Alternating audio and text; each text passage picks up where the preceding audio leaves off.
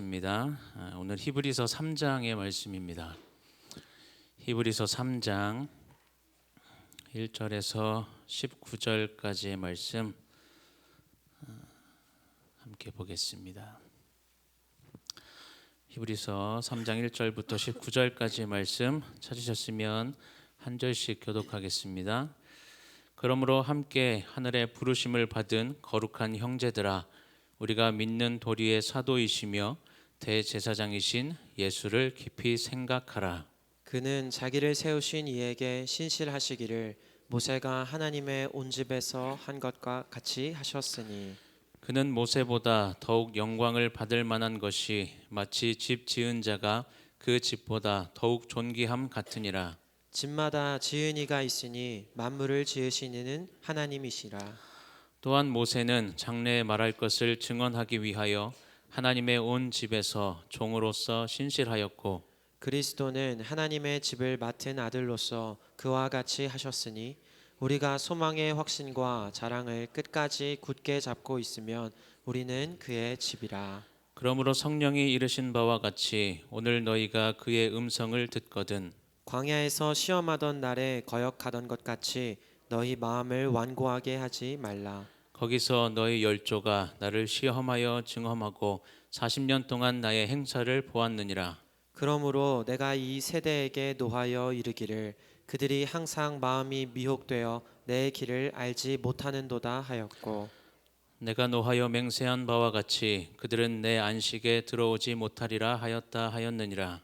형제들아, 너희는 삼가 혹 너희 중에 누가 믿지 아니하는 악한 마음을 품고 살아계신 하나님에게서 떨어질까 조심할 것이요, 오직 오늘이라 일컫는 동안에 매일 피차 권면하여 너희 중에 누구든지 죄의 유혹으로 완고하게 되지 않도록 하라. 우리가 시작할 때에 확신한 것을 끝까지 견고히 잡고 있으면 그리스도와 함께 참여한 자가 되리라. 성경에 일렀으되 오늘 너희가 그의 음성을 듣거든 격노하시게 하던 것 같이 너희 마음을 완고하게 하지 말라 하였으니, 듣고 격노하시게 하던 자가 누구냐? 모세를 따라 애굽에서 나온 모든 사람이 아니냐? 또 하나님이 40년 동안 누구에게 노하셨느냐? 그들의 시체가 광야에 엎드려진 범죄한 자들에게가 아니냐? 또 하나님이 누구에게 맹세하사 그의 안식에 들어오지 못하리라 하셨느냐? 곧 순종하지 아니하던 자들에게가 아니냐? 함께 보겠습니다. 이로 보건대 그들이 믿지 아니함으로 능히 들어가지 못한 것이라. 아멘. 우리 옆에 분들 바라보시면서 한번 인사해 볼까요? 사랑합니다. 축복합니다. 고난주간 또 특별 새벽 예배 나오시느라 참 피곤하실 텐데, 그래도 또 수요예배 이 자리에 나오셔서 또 예배를 사모하는 마음으로 나오신 여러분들에게 하나님의 큰 은혜가 임하시기를 소망합니다. 여러분, 우리가 다른 누군가가 실수를 하거나 아니면 내가 가진 어떤 기준에 못 미치는 행동을 할 때, 때때로 우리가 이런 말을 할 때가 있어요. 너는 왜 이렇게 생각이 없냐? 너 도대체 생각은 하는 거냐? 이런 말을 하게 될 때가 있죠. 없으세요?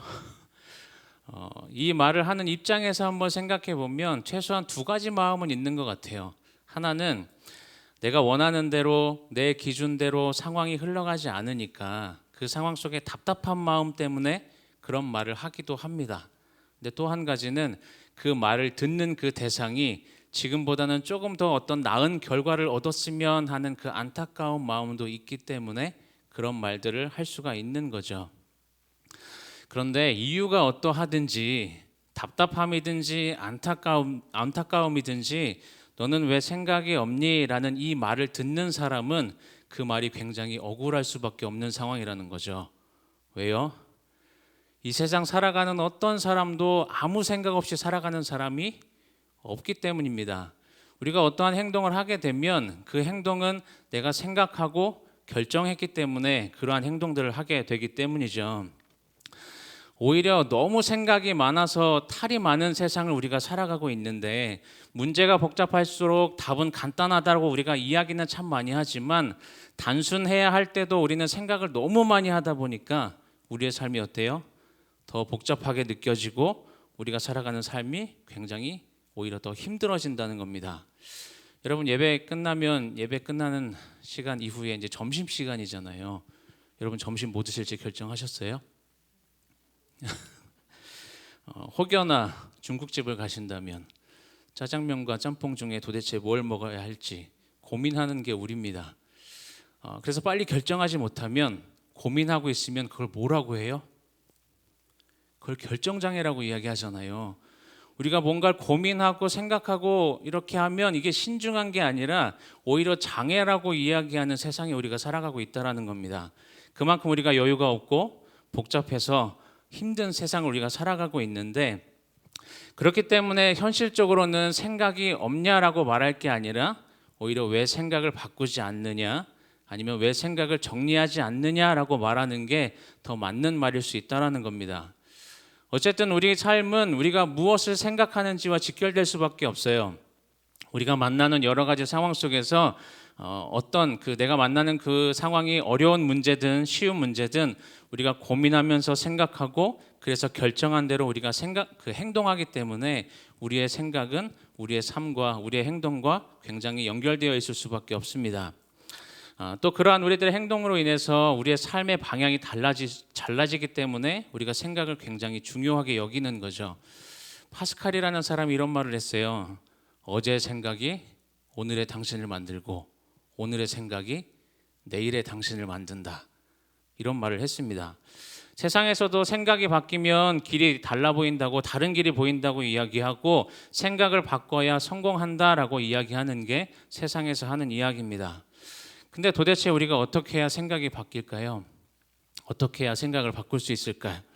심리학적으로 이야기하면 생각이 바뀌려면 우리가 생각하는 틀을 알아야 된대요. 내가 어떤 상황을 바라볼 때 그 상황을 바라보는 내 관점이 어떤지를 먼저 알아야 되고, 또 그 관점을 알게 되면 그것과는 정반대로 한번 생각해보는 연습을 해보고 또 다양한 관점으로 이 상황을 바라보는 노력을 해야 된다라는 이런저런 이야기들을 하는데, 오늘 우리가 읽은 본문의 말씀을 보면 복잡한 우리의 생각에 대해서 딱 한 가지만 이야기합니다. 우리 1절 말씀 다시 한번 읽어볼까요? 1절 말씀 시작. 그러므로 함께 하늘의 부르심을 받은 거룩한 형제들아, 우리가 믿는 도리의 사도이시며 대제사장이신 예수를 깊이 생각하라. 여러분, 생각이 바뀌려면 반드시 생각의 기준이 필요합니다. 그런데 그 생각의 기준을 성경이 지금 뭐라고 말씀하고 있어요? 우리가 믿는 도리의 사도이시며 대제사장이신 예수 그리스도가 우리의 생각의 기준이 되어야 되고, 그래서 그 예수 그리스도에 대해서 우리가 먼저 깊이 생각해야 한다라고 말씀합니다. 이 말씀에서 깊이 생각하다라는 이 말은 사전적인 의미로 찾아보면 뭔가 심사숙고하라는 말이죠. 고민해보라는 말입니다. 사전적인 뜻이 그러다 보니까 우리가 깊이 생각하라는 이 말을 받아들일 때 굉장히 그냥 쉽게 머릿속으로 단순히 생각하는 것만 생각하는 것으로만 이해하기가 쉽지만, 성경에서 말씀하고 있는 이 깊이 생각하라는 말씀은 그보다 훨씬 더 넓은 의미로 기록된 걸 보게 됩니다. 이 깊이 생각하라는 의미를 가장 잘 이해할 수 있는 본문 중에 하나가 누가복음 12장 24절 말씀인데요. 이 말씀 한번 같이 읽어볼게요. 누가복음 12장 24절 말씀. 까마귀를 생각하라. 심지도 아니하고 거두지도 아니하며 골방도 없고 창고도 없으되 하나님이 기르시나니 너희는 새보다 얼마나 더 귀하냐. 지금 까마귀를 생각하라고 했는데, 여러분 까마귀 생각하면 뭐가 떠오르세요? 까마귀 하면 떠오르시는 거 잘 안 들립니다. 까마귀는 당연히 까마귀니까 까만색이 떠오를 수 있고, 까마귀는 썩은 고기들을 먹으니까 그런 것들도 생각할 수 있는데, 지금 성경에서 까마귀를 생각했다고 해서 그런 거를 생각하는 게 아니죠. 지금 성경에서 까마귀를 생각하라고 했을 때 뭘 생각하라는 거예요? 그 까마귀는 씨를 뿌리지도 않고 거두지도 않아요. 먹을 것을 모아두는 곳간이나 창고도 없어요. 근데 누가 기르세요? 하나님이 기르신다는 걸 말씀합니다. 하나님께서 까마귀도 기르시고 돌보시는데 하물며 너희는 그 새보다 훨씬 더 귀하지 않냐라고 말씀하시는 게 예수님의 말씀이었다라는 거죠. 그래서 까마귀를 생각하라는 건 필요를 따라서 우리에게 허락하시는 그 하나님의 도우심, 하나님의 은혜를 생각하라고 말씀하고 있는 겁니다. 또 사도행전 7장 31절 32절을 한번 읽어볼게요. 모세가 그 광경을 보고 놀랍게 여겨 알아보려고 가까이 가니 주의 소리가 있어 나는 내 조상의 하나님 즉 아브라함과 이삭과 야곱의 하나님이라 하신대 모세가 무서워 감히 바라보지 못하더라. 이 두 말씀을 보시면 31절에는 알아보려고라는 말씀이 기록되어 있고 32절에는 바라보지 못했다 해서 바라본다라는 그 말이 기록되어 있는데, 이 알아보려고와 바라보다라는 이 말의 원어를 보면 오늘 본문에 기록되어 있는 깊이 생각하다라는 말과 같은 의미의 말이 단어로 기록이 되어 있어요. 여러분, 우리가 무엇인가를 알아보고 바라보려면 어떻게 해야 합니까? 그 대상에 대해서 우리가 관찰을 해야 돼요. 여러분, 관찰은 어떻게 해요? 관찰을 어떻게 해요? 우리의 오감을 사용해서 그 대상을 자세히 살펴봅니다. 우리의 시각이나 청각이나 후각이나 미각이나 촉각 등을 다 사용해서 그 대상의 특징이 무엇인지를 살펴보고 어떠한 특징이 있는지를 살펴본 다음에 그걸 내가 인식하는 것, 이게 바로 성경이 말씀하는 깊이 생각하다라는 의미입니다. 여러분, 특별히 지금 고난주간을 보내고 계신데 여러분들 예수 그리스도의 그 십자가를 깊이 생각하고 계십니까? 그냥 머릿속으로 십자가만 생각하는 게 아니라 지금 말씀드린 대로 오감을 사용해서 관찰한 대로 그 예수 그리스도의 십자가를 정말 깊이 묵상하고 있는지 다시 한번 생각해 보시길 바랍니다. 십자가를 묵상하면서 우리에게 허락하신 은혜가 어떠한지, 또 지금까지의 삶 가운데 어떠한 도우심으로 우리를 여기까지 인도하셨는지, 또 말씀을 통해서 또 하나님의 일하심을 경험하게 하시는 우리의 삶의 자리에서 그 예수 그리스도를 깊이 생각하는 삶을 우리가 살아가고 있는지 우리가 먼저 우리 자신에게 물어봐야 된다는 거죠. 지금 이 히브리서의 말씀은 히브리서의 수신자였던 1세기 유대 그리스도인들이 처한 상황이 예수 그리스도를 믿는 그 믿음으로 인해서 그 믿음 때문에 정말 신체적인 공격을 당하고 약탈당하고 조롱당하고 감옥에도 갇히는 상황 가운데 있었어요. 그래서 정말 신앙을 포기하려는 사람들이 생길 정도로 굉장한 핍박과 어려움 가운데 있었던 것이 이 1세기 유대 그리스도인들의 상황이었습니다. 그러다 보니까 너무나 자연스럽게 그 핍박 때문에 신앙을 버리기를 선택하거나 신앙을 타협하는 사람들이 생겨납니다. 그러한 유대 그리스도인들에게 히브리서 저자가 지난주 본문이었던 2장 1절 말씀에서 들은 것에 유념하라는 말과 함께 흘러 떠내려가지 않도록 하라고 권면하는 것을 보게 됩니다. 그리고 그들이 믿음의 닻을 내리고 그리스도에 대한 확실한 그 확신 가운데 상황이 어떠하든지 믿음으로 더 성숙한 삶을 살아가게 하기 위해서, 그러한 삶을 살아가기 위해서 우리를 구원하시기 위해 잠시 동안 천사보다 못한 존재가 되셔서 인간의 몸을 입고 이 땅 가운데 오셔서 모든 고난을 당하시고 우리를 대신해서 십자가에 달려 죽임당하신 그 예수 그리스도를 깊이 생각하라고 오늘 본문에 말씀하고 있는 거죠. 근데 여러분, 우리의 삶을 좀 돌아보면 참 안타깝게도 그리스도를 믿는 우리들의 삶조차도 어려움과 고난을 만나게 되면 예수 그리스도를 묵상하는 게 아니라 상황을 묵상을 합니다. 물질에 대한 어려움을 만나면 물질에 대해서 묵상하게 되고, 질병에 대한 어려움을 만나게 되면 질병에 대해서 생각하고 고민하고 묵상하게 돼요. 또 혹여나 어떤 상황 가운데 억울한 일을 당하게 되면 그 억울한 상황에 매달려서 계속 그걸 묵상하게 됩니다. 그러다 보면 어떻게 돼요? 점점 더 좌절하고 절망하면서 계속된 염려와 불안함 가운데 살아가게 되는 게 우리들의 삶이라는 거죠. 근데 여러분, 한번 생각해 보시면 우리에게 찾아오는 그 어려운 문제나 육신의 질병, 이런 것들이 우리의 삶 가운데 생겼을 때 그 삶의 문제나 질병 자체도 물론 우리를 힘들게 하지만 그것보다 더 우리 자신을 힘들게 하는 건 그러한 현실을 있는 그대로 내가 받아들이고 인정하는 게 더 힘듭니다. 그 상황을 받아들이는 게 더 힘들다라는 거죠. 소중한 무엇인가를 잃어버릴 것 같은 생각이 들고 도무지 상황이 바뀌지 않을 것 같은, 바뀔 수 없는 상황에 대해서 계속해서 집착하고 생각하기 때문에 그러한 생각들 때문에 내가 더 힘들어진다는 거죠. 믿는 우리들의 삶은 우리의 있는 상황을 그대로 받아들이고 바뀔 수 없는 것에 매달리는 게 아니라 바꿀 수 있는 것에 집중해야 하는데, 사실 그게 그렇게 쉬운 일이 아니라는 거죠. 그래서 미국의 한 신학자가 이런 기도문을 썼어요.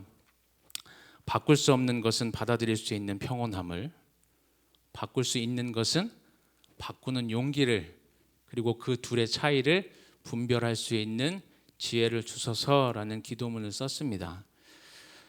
여러분, 우리는 상황이 아니라 예수 그리스도를 생각하고 묵상해야 하는 사람들이죠.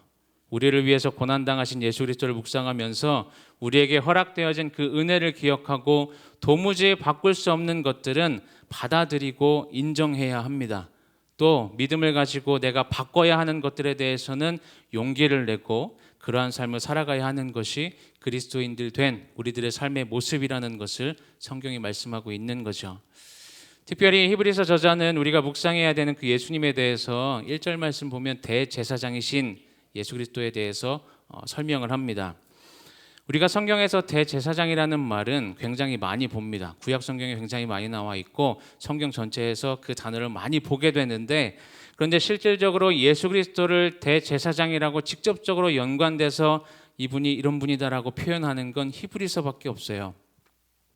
예수님을 지금 대제사장이라고 표현한 이유를 이 대제사장이라는 말의 원어의 의미에서 찾아볼 수가 있는데, 이 말의 원뜻은 다리를 놓는다라는 의미입니다. 대제사장의 의미가 다리를 놓는다는 의미예요. 여러분, 예전에 이 교회 앞에 육교 있던 거 기억나세요? 기억하시는 분들 계시죠?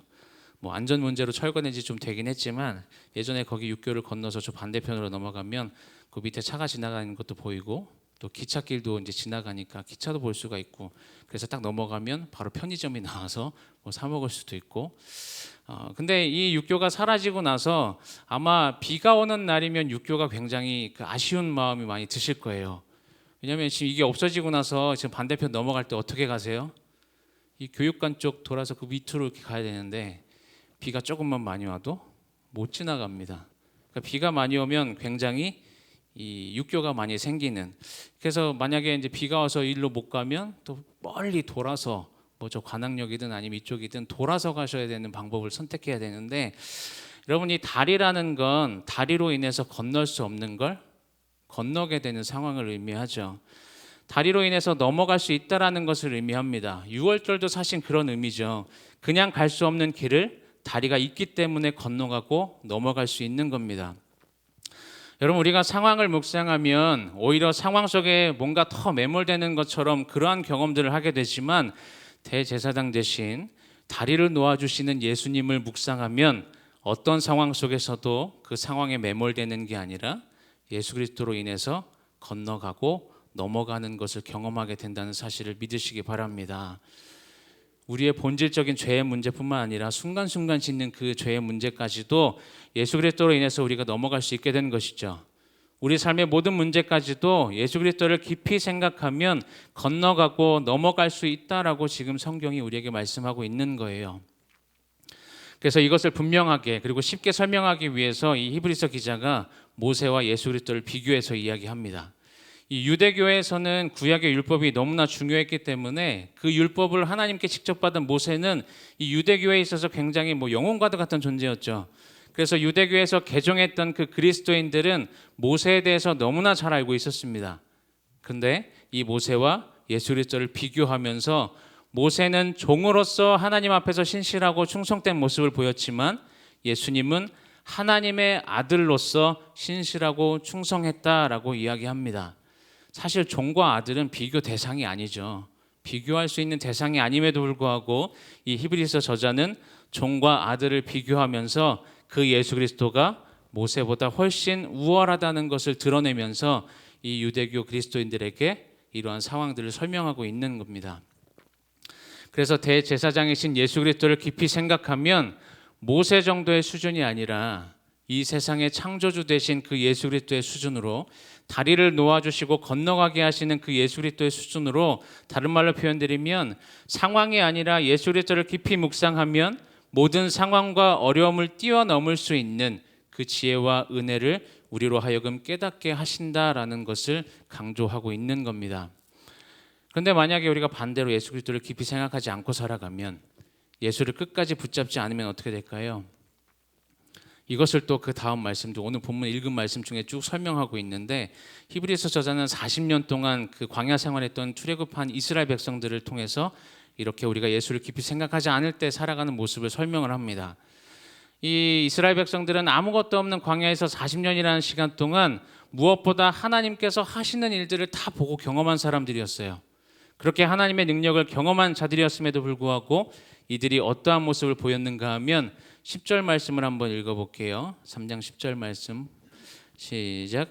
그러므로 내가 이 세대에게 노하여 이르기를 그들이 항상 마음이 미혹되어 내 길을 알지 못하는도다 하였고, 이스라엘 백성들이 하나님의 일하심을 그렇게 경험했지만 항상 마음이 미혹됐고 하나님의 길을 알지 못했습니다. 왜요? 8절과 13절 내용을 보면 이들의 마음이 완고하기 때문이다라고 설명을 해요. 완고하다라는 건 단순히 고집센 것만 의미하는 게 아닙니다. 완고하다라는 말은 그 마음 가운데 내 생각이 무조건 옳고 내가 생각하는 그 가치, 내가 옳다고 여기는 게 전부다라고 생각하는 마음입니다. 그래서 마음이 완고할 때 우리 안에 생겨나는 현상들이 있는데 그 현상을 12절에 기록하고 있어요. 12절 말씀도 보면 형제들아 너희는 삼가 혹 너희 중에 누가 믿지 아니하는 악한 마음을 품고 살아계신 하나님에게서 떨어질까 조심할 것이요 라고 경고하는데, 마음이 완고하면 하나님을 온전히 신뢰하지 못하는 악한 마음을 품게 되고 그러면 어떻게 돼요? 하나님에게서 떨어진다라고 이야기합니다. 예수 그리스도를 깊이 생각하지 않고 끝까지 붙잡지 않으면 결국 예수 그리스도로부터 분리된다라는 것을 이야기해요. 분리되면 어떻게 돼요? 우리가 잘 아는 요한복음 15장 6절 말씀 뭐라고 기록되어 있어요? 사람이 내 안에 거하지 아니하면 가지처럼 밖에 버려져 마르나니 사람들이 그것을 모아다가 불에 던져 사르느니라. 예수님께서 나는 포도나무고 너희는 가지다라고 말씀하시면서 이 가지가 포도나무에 붙어 있지 않으면 열매를 많이 맺을 수 없는데 그러면 버려지고 결국 말라서 죽게 될 것을 말씀합니다. 예수님과의 분리가 일어나면 영적인 죽음을 맛보게 되는 거죠. 그러한 영적인 죽음을 맛보게 될 때 우리에게 가장 먼저 찾아오는 게 있다면 그게 바로 불안함입니다. 이 현대 사회에서 일어나는 마음의 질병들, 공황장애나 여러 가지 마음의 질병들 이런 거 다 어디서부터 시작돼요? 결국 불안함에서부터 시작됩니다. 그래서 사람이 불안해지면 어떠한 선택들을 하게 되냐면 자꾸 예전으로 돌아가려고 해요. 그걸 지금 말씀하고 있는 게 오늘 말씀이에요. 이 이스라엘 백성들이 자꾸 불안해지니까 과거의 그 애굽을 자꾸 회상합니다. 자꾸 이전으로 돌아가려고 하죠. 사면 초가의 그 홍해를 하나님께서 가르셔서 200만 명이나 되는 그 엄청난 인원을, 그것도 바다를 가르셔서 마른 땅을 건너가게 하신 놀라운 기적을 경험했는데 그 경험한 지 얼마 되지 않아서 아무것도 없는 그 광야에서 보이는 게 없다 보니 아무것도 없는 그 광야에서 먹을 것이 다 떨어지니까 불안한 마음이 생기고, 그래서 불평과 불만함 가운데 어떠한 말들을 내뱉어요?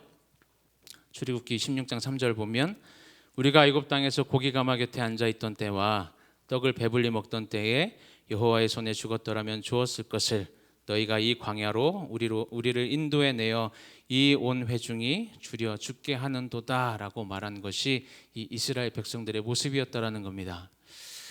1세기 유대 그리스도인들이 핍박과 박해로 믿음을 지키는 게 너무 힘든 상황이다 보니까 자꾸 불안한 마음에 자꾸 예전으로 돌아가려고 하는 생각들을 하고 실제로 다시 유대교로 돌아가는 사람들이 생겨난 거예요.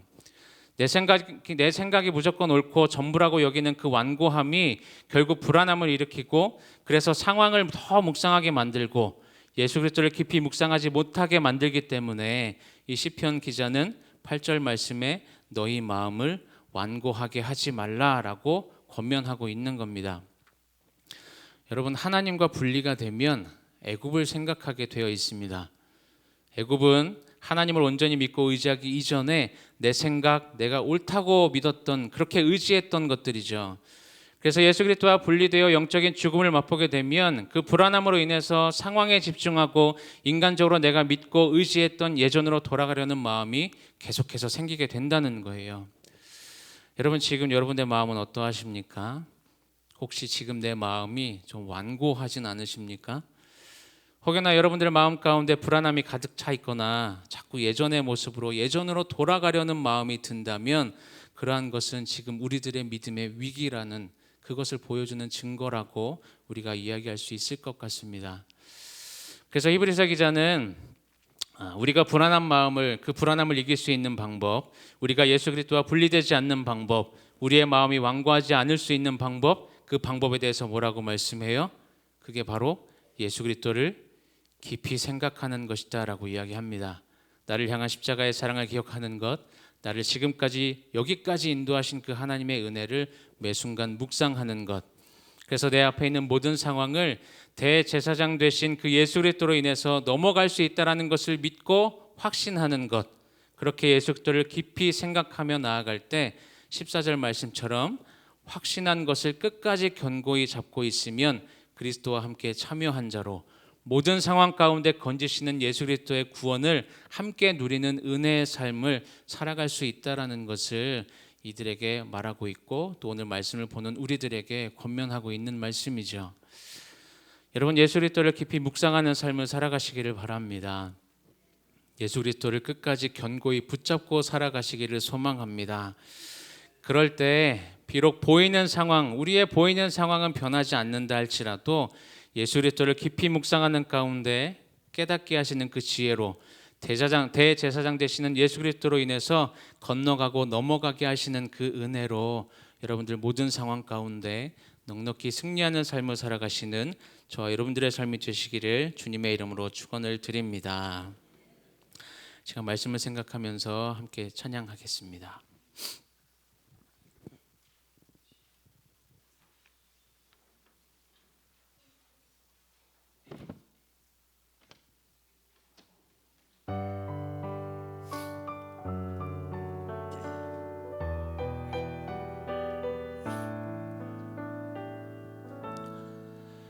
내 평생 살아온 길 뒤돌아보니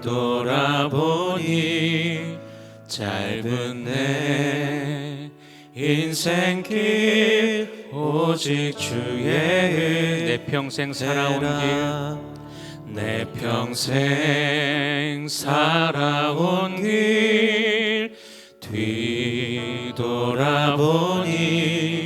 짧은 내 인생길 오직 주의 은혜라 주의 은혜라 주의 은혜라 내 평생 살아온 길 주의 은혜라 주의 은혜라 다함이 없는 사랑 내 평생 살아온 길 내 평생 살아온 길 뒤돌아보니 짧은 내 인생길 오직 주의 은혜라 주의 은혜라 주의 은혜라 내 평생 살아온 길 주의 은혜라 주의 은혜라 다함이 없는 사랑 주의 은혜라 주의 은혜라 내 평생 살아온 길 주의 은혜라 주의 은혜라 다함이 없는 사랑 내 달려갈 길 모두 마치는 주 얼굴 볼 때 나는 공로 전혀 없도다 오직 주의 은혜라. 우리 시간 말씀을 생각하면서 함께 기도